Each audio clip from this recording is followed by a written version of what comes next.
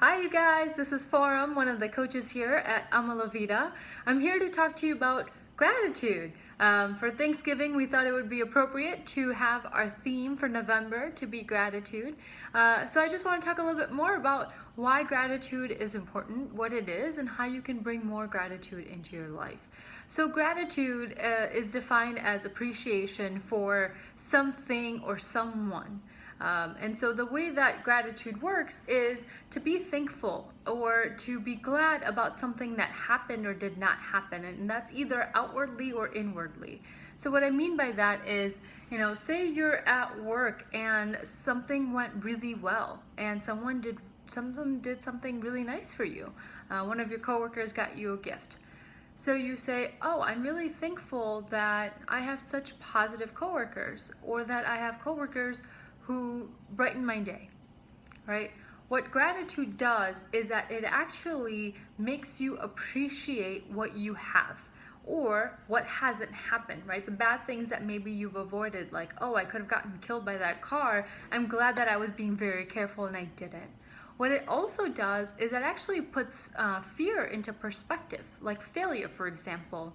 One of the things that Coach Katie talked about last month, if you haven't seen that clip yet, I highly recommend it. It is fantastic.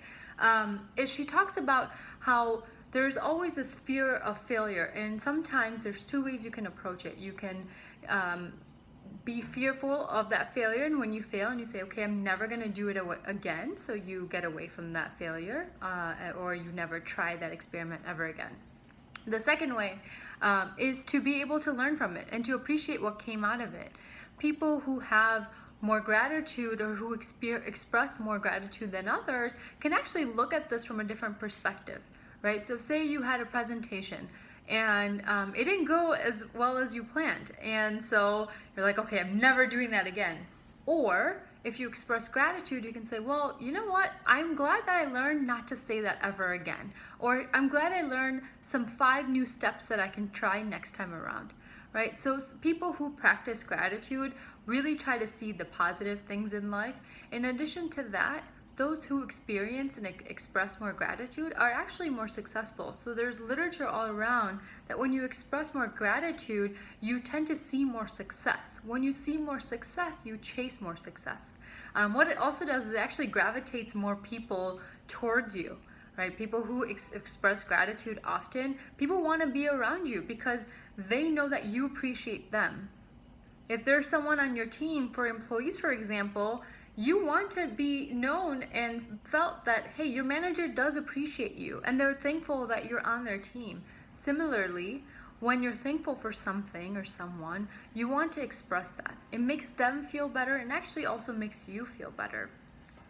One of the things that our CEO, Nicole, talks about in her Tom blog, the Tool of the Month blog, and it's fantastic, I highly recommend you check it out, is the hardest part about gratitude is expressing gratitude in your most trying times. So for example, Nicole talks about, and I don't want to give it all away, she was having a really hard and rough day. And so she can complain and moan about the rough day she had, or she can express gratitude for everything else. She happened to be in a really big city. So then she thought about it, she changed her mindset and changed her perspective and said, you know what, I'm really lucky to even have this opportunity to come to this beautiful city. So the hardest times to practice gratitude is when you're at your most trying times, and that's usually when it helps you the most. It's kind of like when you're really, really frustrated and they say, hey, if you actually fake smile, like if you put a pencil like this, it actually tricks your brain into thinking that you're happy. When you think about people that you're grateful for or things that have gone positively well, you actually change your mindset of how you're experiencing what's happening around you, right? So it's a great way for you to practice and to be happy with what's happening and what's not happening. So how do we practice gratitude? It's as simple as a few things. Number one, every day try saying, I'm thankful that, or I'm thankful for, or I'm glad that so-and-so happened, or I'm glad to have you in my life. I have such a supportive coworker, and I'm so glad to have you in your life. And make sure you express that to them. Another strategy that I would recommend is to actually keep a journal. For those of you who like to have things that are more concrete, write things down, and write down every single day at least one thing that's happened to you that you're grateful for, or one person that you're grateful for.